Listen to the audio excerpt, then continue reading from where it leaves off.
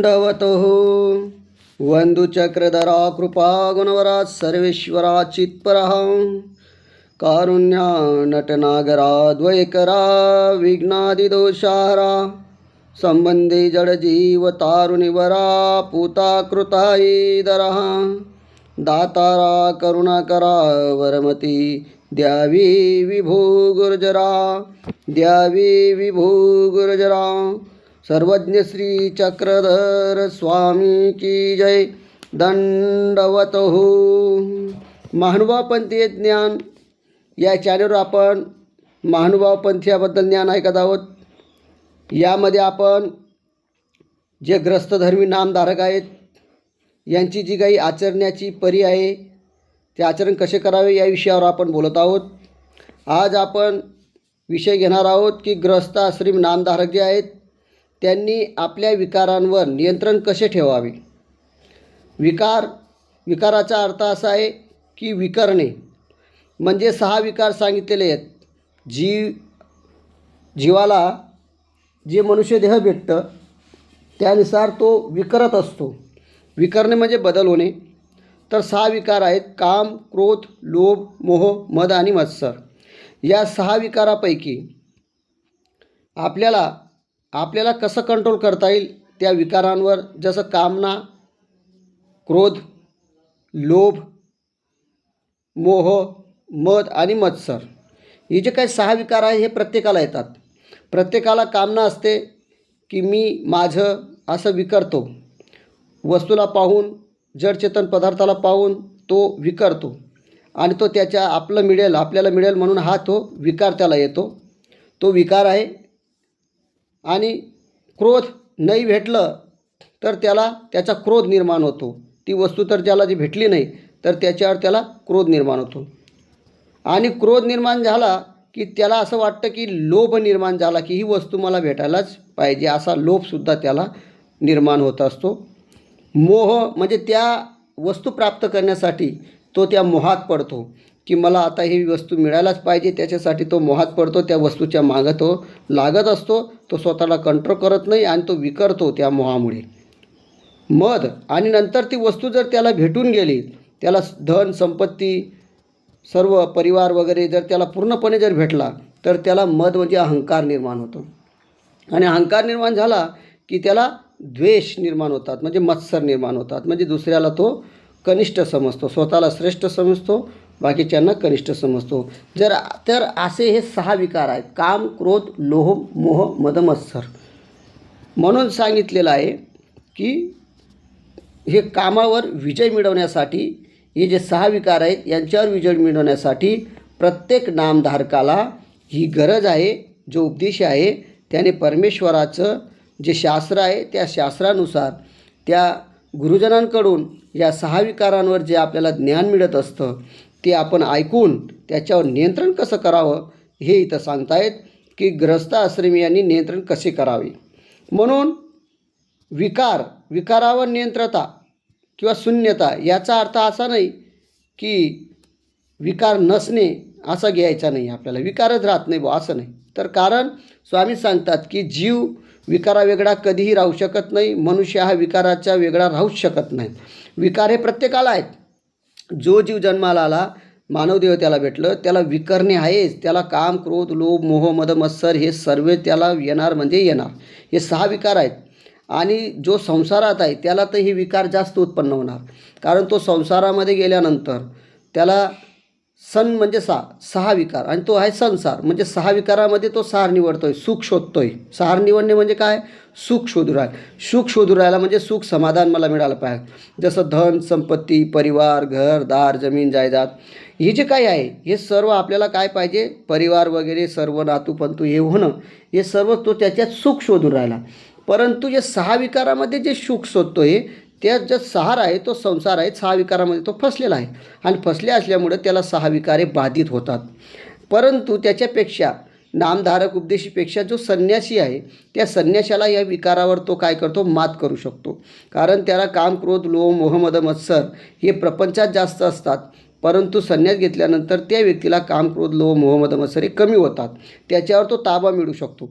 म्हणून ग्रस्त आश्रमी असतानासुद्धा, नामधारक असतानासुद्धा आपण या 6 विकारांवर जर कंट्रोल करत असाल, नियंत्रित करत असाल, तर तिथंसुद्धा आपल्याला परमेश्वराची भक्ती घडेल, आपल्याकडून नामस्मरण होईल, आपली बुद्धी शुद्ध होईल, स्वस्थ चित्त होईल आणि भांडण वगैरे, क्रोध वगैरे होणार नाही. म्हणून या 6 विकारावर संसारासुद्धा त्याग मिळावा लागतो. आणि ज्याने त्याग मिळवलेला नाही आहे, ज्याने कंट्रोल केलेलं नाही 6 विकारावर, तो मात्र त्याची काय आहे, विनाशकाळी विपरीत बुद्धीपर्यंत जाऊ शकतो, असं आहे. म्हणून काम, क्रोध, हे जर कधी ज्यांनी नियंत्रण नाही केलं तर त्याचा विनाश झाल्याशिवाय राहत नाही. म्हणून त्याच्यावर कंट्रोल करायला पाहिजे. कारण विकारा वेगळा जीव होत नाही, पण त्याची जी अवस्था आहे ती आपल्यावर कंट्रोल करावं लागेल. ती खेचून म्हणजे त्याच्यावर नियंत्रण करून आपल्याला कमी करावं लागेल. क्रोध येतो प्रत्येकाला, पण त्याच्यावर आपल्याला काय करावं लागेल, नियंत्रण करावं लागेल, नियंत्रण ठेवावं लागेल. घमंड येतो आपल्याला, गर्व येतो प्रत्येकाला, त्याच्यावरसुद्धा आपल्याला नियंत्रण करा. द्वेष भावना आणि मत्सरसुद्धा निर्माण होतो, त्याच्यावरसुद्धा आपल्याला कंट्रोल करावं लागेल. आणि माझं करून जेवढा गरजेपेक्षा जास्त आपण कमाई करणं हे सुद्धा लोभाचं कारण आहे. म्हणून गरजेपेक्षा कमी आणि गरजेपेक्षा जास्तसुद्धा नसावं, हे स्वाभाविक असावं. म्हणून हे जे काही 6 विकार आहेत, या विकारांवर जर आपण नियंत्रण ठेवलं तर प्रपंच आपला सुखी असतो, प्रपंचामध्ये आपल्याला शांतता मिळते. आणि प्रपंचामध्ये जर आपण कधी कामना, वासना, हेच माझं, हे माझं, हे माझं, हे करण्यासाठी त्याने जर कधी मोह केला, लोभ केला, क्रोध केला, द्वेष झाला, मत्सर झाला, हे त्याला परिणाम होणार, त्याच्यावर तो बदलणार, त्याचा स्वभाव आपोआप बदलणार. परंतु ज्याने जर कधी आपला प्रपंच चालावा नीटनेटकंपणे, घरचेपुरचं, गरजेपेक्षा असं जर त्याने कमाई केली नाही, त्याने जर केलं नाही, तर त्याला स्वाभाविक कमवणे म्हणतात आणि त्याला सुख मिळत असतो. म्हणून उदाहरणार्थ कसं आहे की जसं भुकेपेक्षा कमी खाणे, एखाद्याला खूप भूक लागलेली आहे, त्याने जर कमी खाल्लं तर तो विकार काय होईल, भुकेपेक्षा जास्त खाणे, हा काय आहे, लोभ आहे. म्हणजे भुकेपेक्षा कमी खाणं बी नको पाहिजे, जेवढी भूक लागली तेवढं जेवलं तर मनाला शांतता मिळते.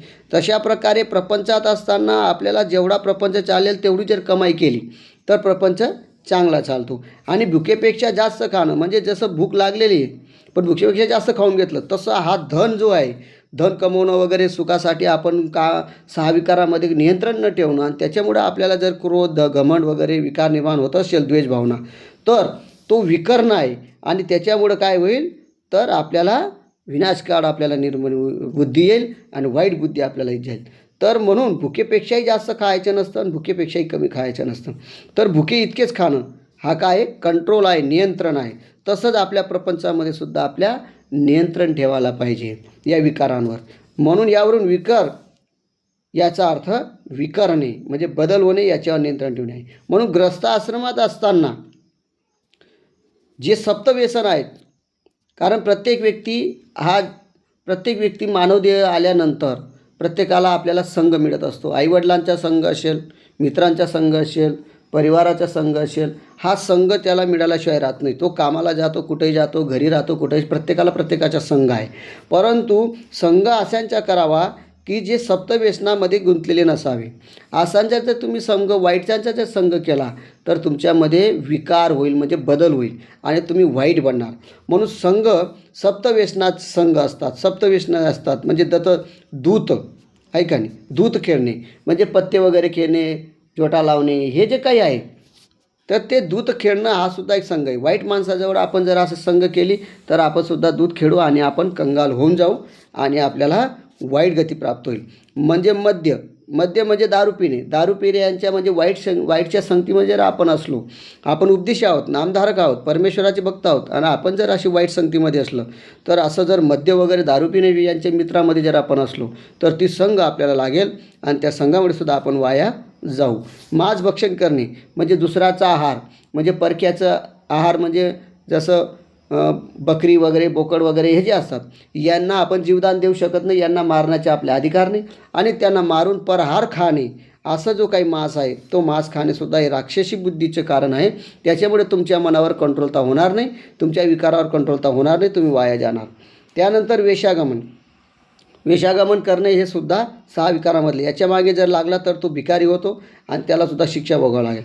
शिकार करणे म्हणजे दुसऱ्याचे धन हडपणे वगैरे, हे सर्व काय शिकार करणे, दुसऱ्याची वस्तू आपली करून टाकणे, त्याचा शिकार करणे, हे सुद्धा गलत आहे, हे सुद्धा व्यसनामध्ये आहे. चोरी करणे किंवा दुसऱ्याचं धन दौलत वगैरे हे आपलं समजून त्याला चोरी करणे किंवा दिलेली वस्तू एखाद्याला न म्हणून पडणे, पैसे दिले तरी नाही सांगून देणे, हे सुद्धा ही चोरी आहे. आणि या चोरीचा प्रकार आपल्याला भोगावा लागेल. आणि हिंसा, याच्यामुळे काय होते, आपल्याला सर्व हिंसा झाली आणि त्या हिंसाचा आपण या प्रकारे त्याग करायला पाहिजे. म्हणून धूतम मदितम पिचिचमचम पापाहार चौर्यम परदार शेवा वेशगमनम, हे जे काही आहे चौर्य वगैरे, हे सर्व सप्तव्यसन आहे आणि या सप्तव्यसनाचा आपण त्याग करायला पाहिजे. सप्तव्यसनाच्या संगतीमध्ये आपण कधी राहू नये. आणि त्या संगतीमध्ये जर आपण चांगल्याच्या संगतीत राहिले, म्हणून परमेश्वराच्या भक्ताच्या संगतीमध्ये राहिलो, जो परमेश्वराचा ज्ञानी आहे, नामधारक आहे, आचरणवंत, याच्या संगतीत जर राहिलो तर आपल्यावर चांगला परिणाम होणार. साधू संतांच्या संगतीत राहिले तर आणखी चांगला परिणाम होणार. म्हणून एक प्रतिवत असावे आणि विषय वासनेमध्ये रममाण होऊ नये. विषय वासना ज्या असतात त्यांच्यामध्ये रममाण जर झाला तर त्याची मन, बुद्धी, चित्त हे काय असतात, मन ठिकाणावर नसतात, त्याच्यामुळे तो भ्रष्ट होतो आणि लयाला जाऊ शकतो.